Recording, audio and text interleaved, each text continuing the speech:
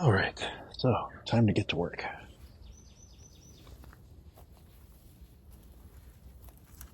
This is the third time that I've recorded thoughts while I was out here doing the work, and I just never have published any of those thoughts. Like, who wants to hear? Who wants to hear this? But I don't want to hear it. Then don't click play.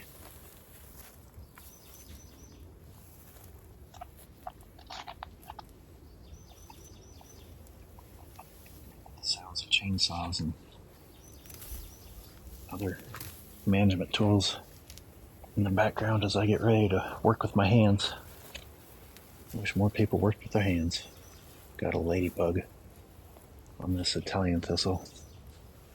I'm looking around for a place to put the ladybug, like there is not a native plant in sight. So disappointing.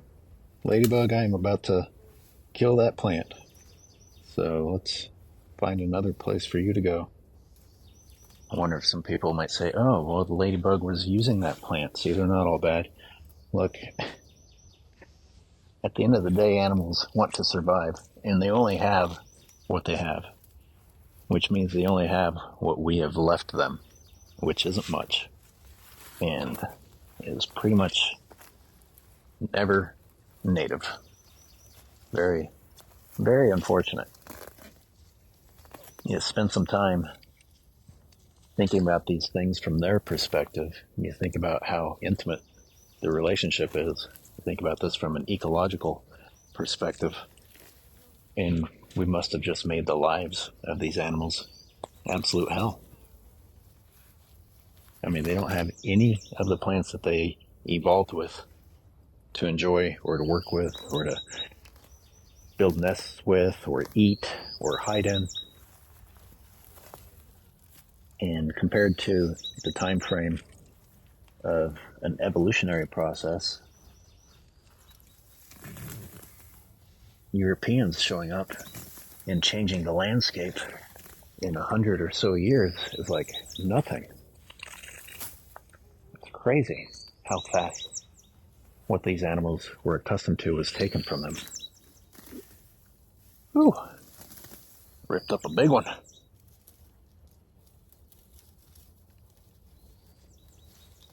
Satisfying. Blowing up a great big invasive plant. You realize just how much space they were using up. If you can get rid of that with one pole, it feels efficient. It feels useful. And frankly, it seems more efficient than all the methods that are more popular.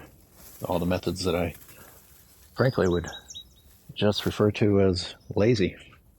And you might call it advanced. It's technology, it's being a superior species, but I look at how long these guys stand around in these fields with the weed whackers. It's not fast, it's not efficient. And worse, they not only have to do it, they have to do it multiple times in 1 year. Not like we're just talking about the redundancy of doing it annually. We're talking about 3 times a year, minimum of 2 times a year to 3 times a year, followed by goat grazing. So it's like an ongoing process of fighting these plants, and no one's really looking at it from the concept of a holistic solution, which is to replace them.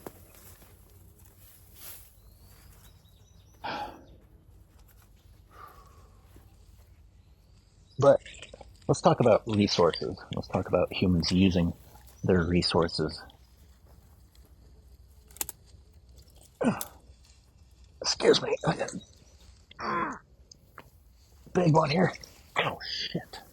Damn. Man, these things hurt. Excuse my language. That went right through my gloves.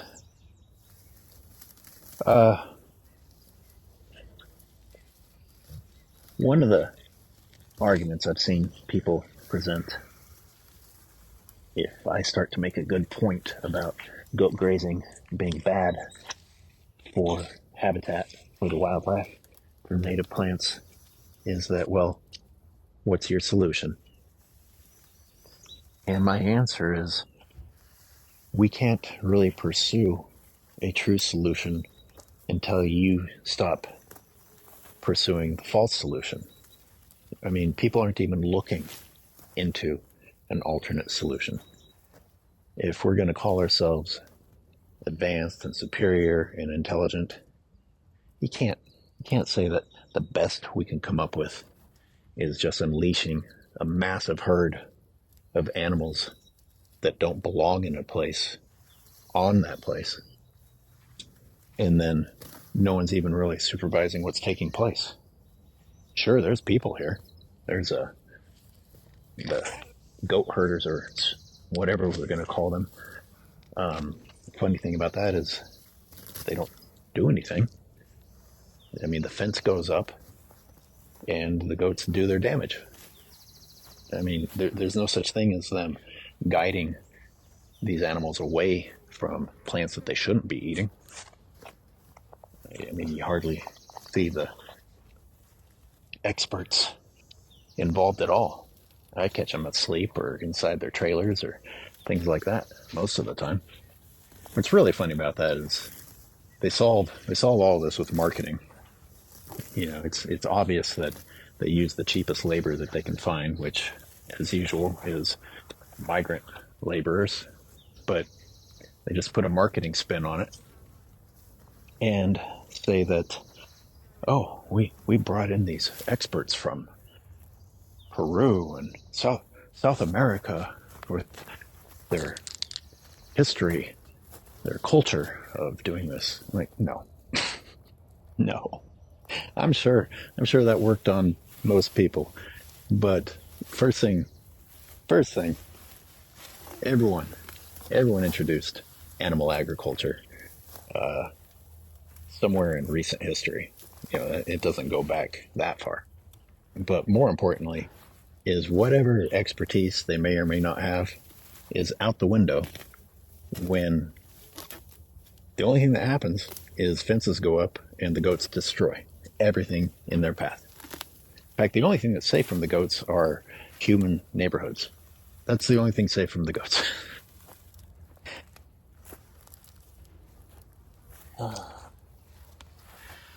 See, it's important to get to this earlier in the year if you want to be intelligent, if you want to be efficient, which I did. I have in the past, and this year I decided to focus my efforts in another spot. So I neglected this one, but hopefully I didn't neglect it for way too long. These damned things, their spines, especially once they're older, the spines are all the way down to the bottom, and it makes it really hard to get hold of the base of it. Clearly they're well adapted to defend themselves and survive. Which reminds me of another issue. Nothing's interested in eating these.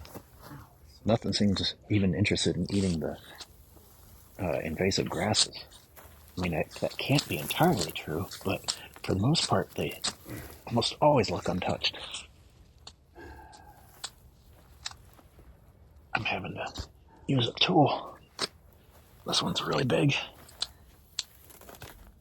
And despite the fact that we had a fairly rainy year, this ground is already pretty hard.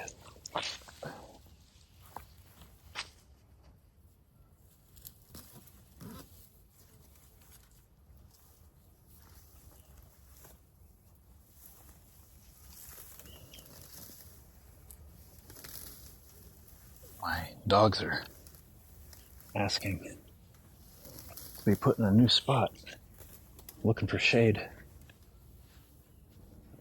Let me hurry up and make a spot for you guys. There's a freaking disaster here. And this is in one of the better places. Which reminds me, we've had the blessing of this not being as miserably hot of a year, and we've had the rain and everything. So that's another reason to start this project earlier in the year. Even though today is not that hot, I'm already cooking. I'm right underneath of the sun. Oh, that's another thing to talk about. Yeah, they come through here and they get rid of all these leaves and they get rid of all this vegetation to hide in. And nobody's thinking about it from the perspective of animals that desperately need some shade. We all go and hide inside of our climate-controlled houses and don't even give a second thought to the fact that now thanks to the destruction of the goats, the wildlife are just left with vast open spaces and nowhere to hide from each other or from the sun.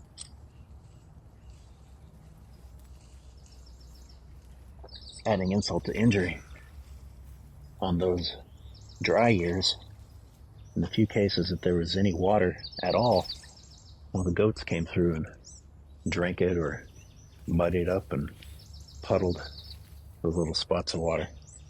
Pretty frustrating to watch. If you think about this from the perspective of the wildlife at all, it gets infuriating.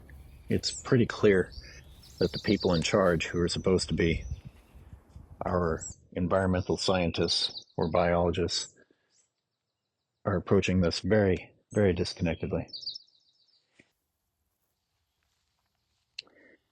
I should really mention exercise, because the human race is really proud of finding ways not to exercise, inventing machines not to exercise, inventing machines to make work easier, which sounds good at first until you realize humans are just not exercising at all, except for the people that go to the gym and then consume 1 billion calories a day to try and turn themselves into balls, gigantic balls walking around, barely even in the shape of a human anymore. But man, do we need exercise, and we need outdoor time. Two things that seem to be avoided at all costs now. And then I'll apply it to this. This is decent exercise. But I'll take it a step further and talk about using the machines. That's supposed to be so much better, so much smarter, so much more efficient. I don't know. If you mimic those guys out in the fields with their edgers, they stand in the same spot for a long time holding that machine. And I would say that might actually be worse for you physically. Just that stationary position rather than what I did today, which involved all kinds of body movement, all kinds of different muscles and bending. And as long as you're doing it smart, as long as you're using correct posturing and bending at your knees, things like that, it's more of a full body workout than this. Just shockingly rude, by the way. It's amazing how rude humans have become in the name of convenience.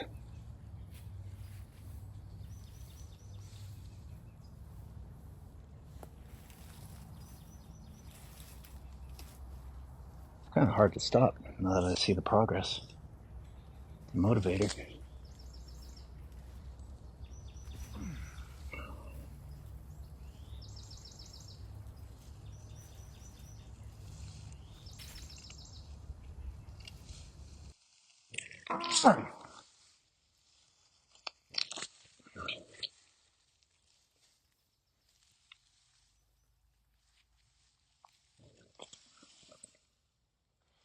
Doesn't anyone want to feel like they helped something?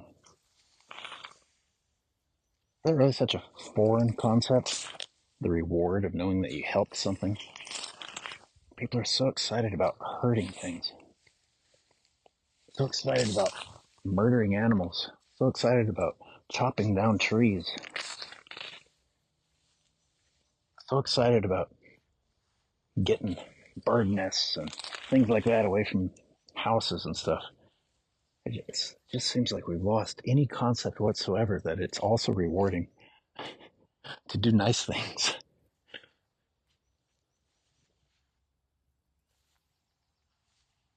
Well, we're getting into the more philosophical meat eater versus not meat eater, vegan, animal rights type stuff. That's a separate episode.